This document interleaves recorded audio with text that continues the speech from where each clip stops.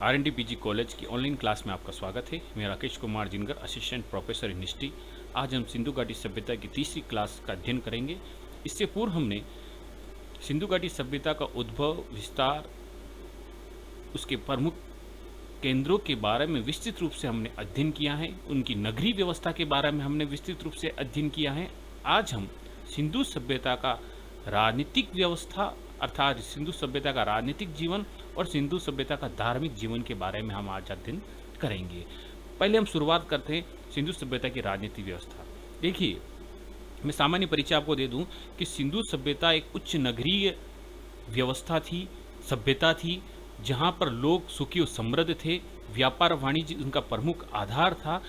यहाँ के लोग शांति प्रिय थे। तो ये सारी व्यवस्था जब अच्छी तरीके से वहाँ पर लागू थी तो ऐसा प्रतीत होता है कि यहाँ पर किसी न किसी प्रकार की एक संगठित जनतंत्रात्मक व्यवस्था या राजतंत्रात्मक शासन व्यवस्था का संचालन रहा होगा, क्योंकि किसी भी केंद्रीय शक्ति के बिना इस प्रकार की समृद्ध व्यवस्था या इस प्रकार की समृद्ध सभ्यता का विकास नहीं हो सकता था। हम अपने टॉपिक पर आते हैं। सिंधु संस्कृति की व्यापकता एवं विकास को देखते हुए ऐसा प्रतीत होता है कि यह सभ्यता किसी न किसी केंद्रीय शक्ति से संचालित थी। हड़प्पाकालीन राजनीतिक व्यवस्था के वास्तविक स्वरूप के बारे में हमें कोई स्पष्ट जानकारी नहीं मिलती है, क्योंकि सिंधुवासी वाणिज्य की ओर अधिक आकर्षित थे, यानी कि व्यापार वाणिज्य की तरफ उनका अधिक आकर्षित था। इसलिए ऐसा माना जाता है कि संभवतः सिंधु सभ्यता का शासन एक वणिक वर्ग के हाथ में रहा होगा। कुछ इतिहासकारों ने अपनी अलग अलग विचारधाराएं दी हैं। मार्टिन हिलर ने सिंधु सभ्यता के प्रदेशों के लोगों के शासन को मध्यम वर्गीय जनतंत्रात्मक शासन कहा है। स्टुअर्ट पिगट जो था, उन्होंने सिंधु सभ्यता का जो शासन है पुरोहित वर्ग के हाथ में माना है। हंटर महोदय ने सिंधु सभ्यता का शासन जनतंत्रात्मक माना है। मेके के अनुसार सिंधु सभ्यता का शासन एक प्रतिनिधि शासन के हाथ में माना है। सिंधु सभ्यता का निवासी शांतिपूर्ण था, उनका राजनीतिक दृष्टिकोण भी शांतिपूर्ण था, जिससे इनका जीवन सुखी और समृद्ध था। निष्कर्ष रूप से हम कह सकते हैं कि यहाँ की जो प्रशासनिक व्यवस्था थी जन कल्याण और जन पर आधारित थी, जनता के हित में आधारित थी, और जो बाहुल्य जो था व्यापार वाणिज्य वर्ग का था। फिर भी हम अंतिम रूप से कुछ भी नहीं कह सकते हैं कि वास्तविकता क्या थी, लेकिन इनकी शासन व्यवस्था इस प्रकार की शासन व्यवस्था थी कि यहाँ के लोग उस शासन व्यवस्था के अंतर्गत खुश थे, सुखी और संपन्न थे, और उनका चहुमुखी विकास भी हो रहा था।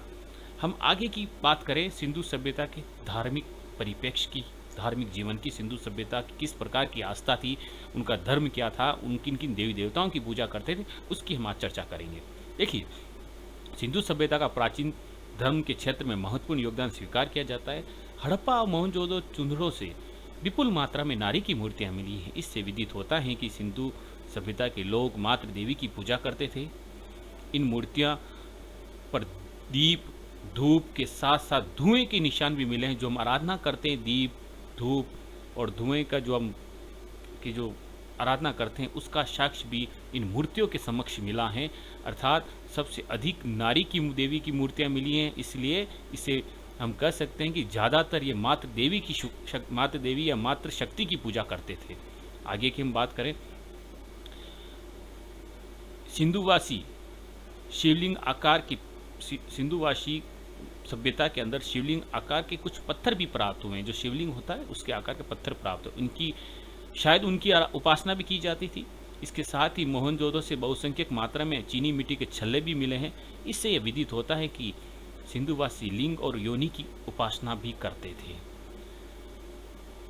हड़प्पा की खुदाई से ऐसा प्रतीत होता है कि सिंधुवासी शिव की भी आराधना करते थे। एक योगी की मूर्ति मिली है, एकमात्र पुरुष देवता की मूर्ति मिली है, जिसे योगी की मूर्ति कहा जाता है। शिव इसलिए कहा जाता है, इसके 3 नेत्र और 3 मुख थे, जो योगासन मुद्रा में एक चौकी पर बैठे हुए हैं, जिनके दाएं बाघ और हाथी हैं, बाएं में गेंडे खड़े हैं। ऐसा प्रतीत होता है कि पशुपतिनाथ शिव हैं। इसके साथ ही सिंधु सभ्यता के लोग जो अपनी आराधना करते थे, जिसमें सिंधुवासी वृक्ष की पूजा भी करते थे। पीपल, तुलसी, नीम, बबूल, खजूर आदि वृक्षों की आराधना करते थे। सबसे पवित्र वृक्ष जो था पीपल था। सिंधुवासी पशुओं की भी पूजा करते थे। सिंधुवासी से के उत्खनन से ऐसा प्रतीत होता है कि सिंधुवासी स्वास्तिक, सूर्य और अग्नि की भी आराधना करते थे। सिंधु सभ्यता की खुदाई से अनेक ताबीज छल्ले भी मिले हैं, जिससे विदित होता है कि ये लोग जादू, टोने और तंत्र मंत्र में भी विश्वास रखते थे। इस प्रकार आज हमने सिंधु सभ्यता का राजनीतिक जीवन और उसके धार्मिक जीवन के परिप्रेक्ष्य में हमने आज विस्तृत अध्ययन किया है। इसकी आगे की कड़ी में उसका आर्थिक और सामाजिक जीवन हम अपनी अगली क्लास में उस पर विस्तृत चर्चा करेंगे। तब तक के लिए जय हिंद, जय भारत,